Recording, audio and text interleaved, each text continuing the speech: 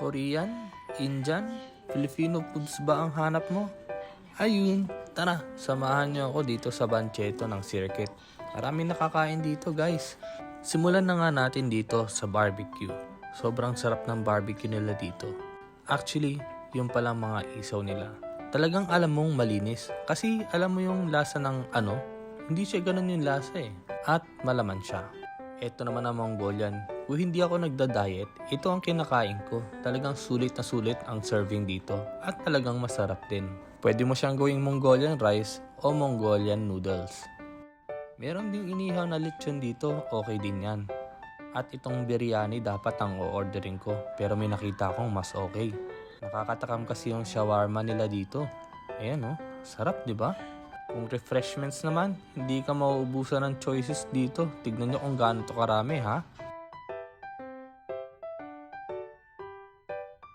O diba, nakakahilo. Ang dami diba? Meron ding takoyaki dito. At syempre, itong mga sizzling, meron din dito.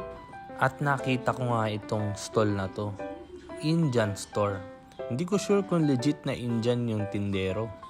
Pero mukha siyang Indian. O diba? Meron pa silang panipuri at mga samosa, roti, at kakaiba rin yung beef curry nila dito. Hindi siya yung karaniwan na curry na makakain mo. Meron ding fresh lemonade dito kung ayaw nyo na masyadong matatamis. At syempre, meron ding Korean stall. Lagi kami umu-order dito bago kami nag-diet. Panalo yung tteokbokki rice cake nila dito guys. Talagang hinihigop ko yung sabaw guys. Thick, sweet and spicy. Ayos na ayos sa panlasa ko. Ayos din yung kimbab nila dito. Meron din mga Filipino lutong bahay dito. May nakita nga akong laing, natakam ako. Mukhang masarap. Another sislingan.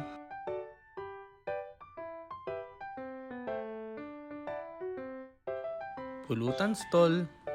Yeah, may chicharon bulaklak dyan kung naghahanap kayo. Meron ding Mexican stall.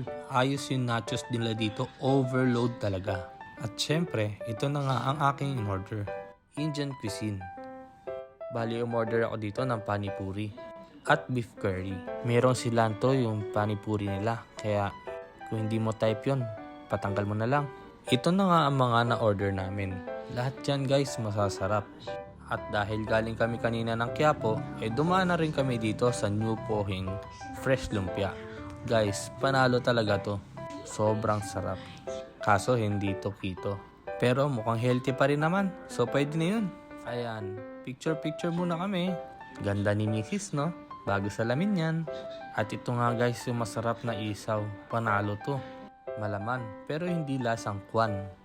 Talagang alam mong malinis. Meron din nga pala ditong live band sa gabi. Pakinggan nyo. Ayun, ito na nga yung panipuri na in-order ko. Ayos to. Ayun nga lang, may cilantro. So kung hindi nyo type yon, paalis nyo na lang. May parking dito sa Circuit Banchetto. Pwede rin uminom hanggang 12 AM. Kung gusto nyo dito pumunta, tara na! So, ayun lang. Bye-bye!